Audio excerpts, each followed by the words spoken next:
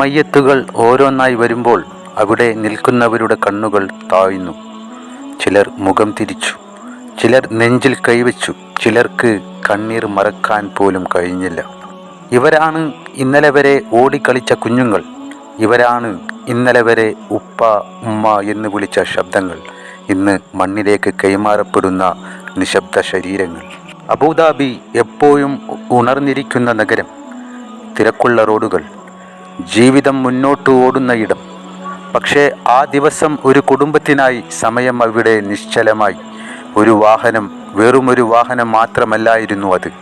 ഒരു ഉപ്പയുടെ സ്വപ്നങ്ങൾ, ഒരു ഉമ്മയുടെ പ്രാർത്ഥനകൾ, 5 കുഞ്ഞുങ്ങളുടെ ചിരികൾ എല്ലാം ഒരുമിച്ച ഒരു ലോകത്തിൻ്റെ കഥ അവിടെ അവസാനിച്ചു. പക്ഷേ അവിടെ തന്നെയാണ് തുടങ്ങിയത് ഒരു സമൂഹത്തിൻ്റെ കണ്ണീര്. എന്തുകൊണ്ടെന്നാൽ 4 മക്കളിൽ തൻ്റെ പ്രതീക്ഷകൾ അർപ്പിച്ച ഒരു പിതാവ്, ഒന്നിനു പിന്നാലെ ഒന്നായി 4 തൻ്റെ സ്വപ്നങ്ങളുടെ മയ്യത്ത്. ഇന്നലെ വരെ ഉപ്പ എന്ന് വിളിച്ച തൻ്റെ പൊന്നുമക്കൾ. എങ്ങനെയായിരിക്കും ഈ ഉപ്പ ഈ സാഹചര്യത്തെ തള്ളി നീക്കിയത്? വാക്കുകൾ കൊണ്ടുപോലും പറഞ്ഞറിയിക്കാൻ കഴിയാത്ത വേദന തന്നെയല്ലേ ഇത്? അവർക്കറിയില്ലായിരുന്നു ആ യാത്ര ഇങ്ങനെ ജീവിതം തന്നെ മാറ്റിക്കളയുന്നതായിരിക്കുമെന്ന്. 4 പൊന്നുമക്കൾ ഒരേ യാത്രയിൽ, ഒരേ വേദനയിൽ ഇല്ലാതാകുന്നത്. ഇത് കേട്ടവരുടെ പോലും ഉള്ളുലച്ചെങ്കിൽ ആ മാതാപിതാക്കളുടെ അവസ്ഥ എത്ര ദയനീയമായിരിക്കും. അവിടെ മണ്ണിനടിയിലേക്ക് മക്കളെ ഏൽപ്പിക്കുമ്പോൾ ആ പിതാവിൻ്റെ ഹൃദയം തന്നെയാണ് അടക്കം ചെയ്തത്. മണ്ണ് വീഴുന്ന ശബ്ദം അത് ചെവിയിലല്ല, ഉപ്പയുടെ നെഞ്ചിലായിരുന്നു, ഒരു ഉമ്മയുടെ ഹൃദയത്തിലായിരുന്നു. ഉപ്പ കണ്ണീർ വരണ്ടു പോയ കണ്ണുകളോടെ നിൽക്കുകയായിരുന്നു. അബുദാബിയിലെ ആ കബറിടം ഇന്ന് ഒരു പാഠമാണ്. ജീവിതം ഒരു നിമിഷം കൊണ്ട് മാറിപ്പോകുന്ന പാഠം. സത്യത്തിൽ രക്ഷപ്പെട്ട 3 പേരും യഥാർത്ഥത്തിൽ മരിച്ചുപോയ സന്ദർഭം.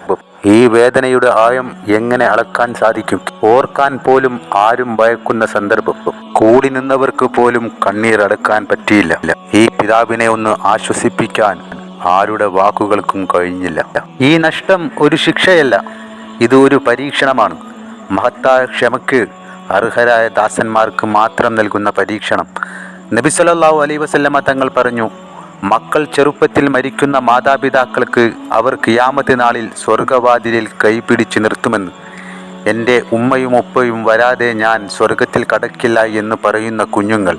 എങ്ങനെ പറഞ്ഞ് ഈ മാതാപിതാക്കളുടെ ഈ വേദന അല്പം കുറയ്ക്കാൻ കഴിയും? അള്ളാഹു നിങ്ങളിൽ നിന്ന് എടുത്തത് നശിച്ചില്ല, അവൻ അത് സ്വർഗത്തിൽ സൂക്ഷിച്ചു.